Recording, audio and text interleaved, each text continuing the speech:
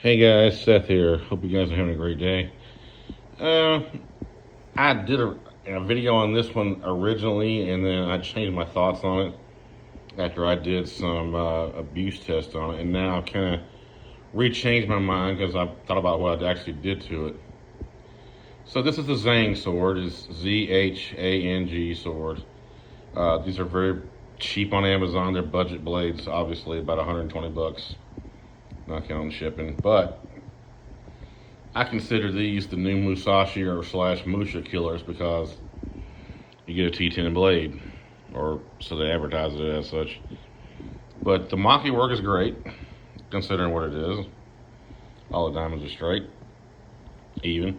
You get premium Segator. This isn't that shoestringy garbage. You get the spackle sparkle type finish like you see on some HSTS swords, and this one has the same paint job as my high-end life sword with the hit the Sire Hamon. So you have a T10 blade. It has a crazy weird Hamon on it. I'm trying to catch it in the light, so there you guys go. It's very sharp. Did a little bit of work on it when I got it. It's straight now. So I don't know, I want to focus. There we go, straight.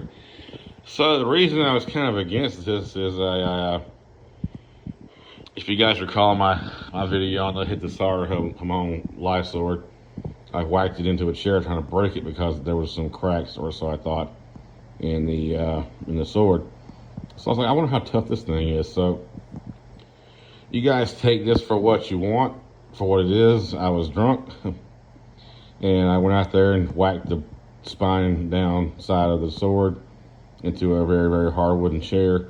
It took a set, and I'm still trying to get all the imperfections bent back out of it, but it looks pretty straight to me. Just the light catching it. It's, yeah, there we go. Yeah, so pretty straight now. But it could be my technique. When you have a blade this thin that is differentially hardened, and you've been drinking, and you shouldn't be holding one anyway, and you go whacking it into something hard that you shouldn't be trying to cut anyway, you get what you get. But the results is the sword survived. It didn't break. I was able to bend it back with minimal effort, and it's still 100% functional. About 120 bucks. These are cheaper than the 1060 Musashi or slash Musha swords that you see.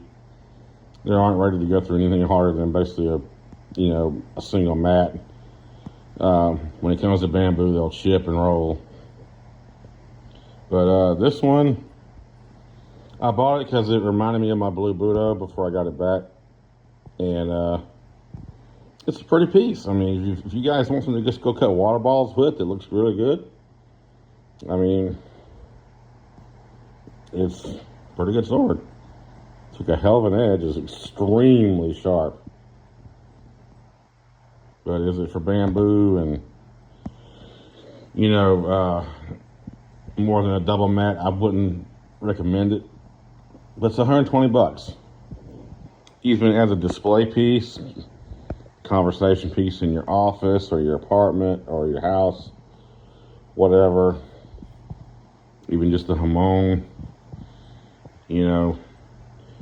But yeah, grab one. Go out there and cut some water balls. I mean, it ain't gonna break because I tried my best. It's a very attractive piece for the money. It's 120 bucks. And I did try to go back on my account to try to link it, but I can't because they don't have the blue one anymore. They have the purple one, the black one. They have a few more flavors, but the blue one isn't on there anymore.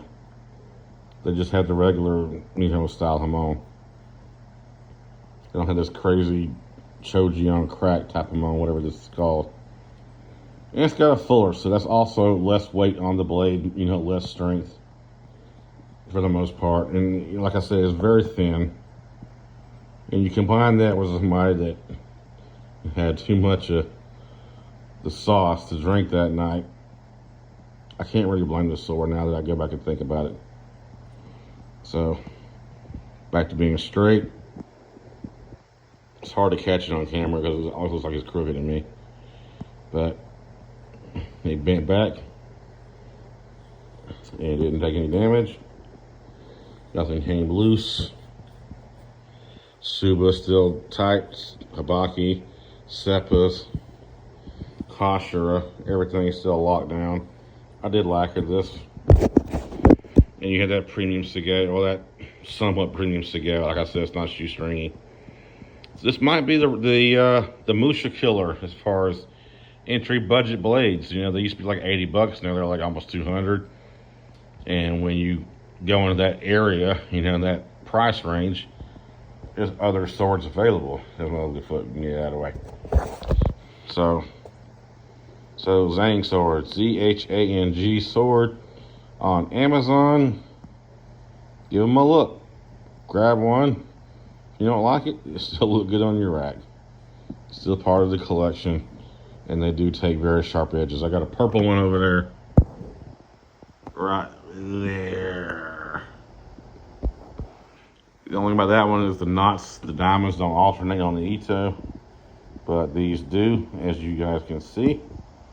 I can't tell what kind of Manuki they look like, you know, catfish or whatever from like Feilong Higo style, whatever. But anyway, that's enough of me taking up you guys' time.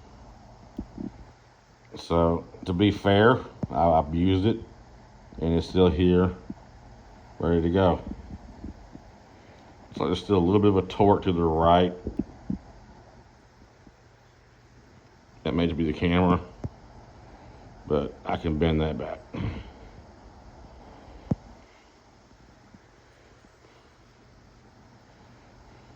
Let's see here. Yeah, looks like it's still bent to the right just a little bit from edge down. It's hard to catch. I mean, it's really hard to catch that.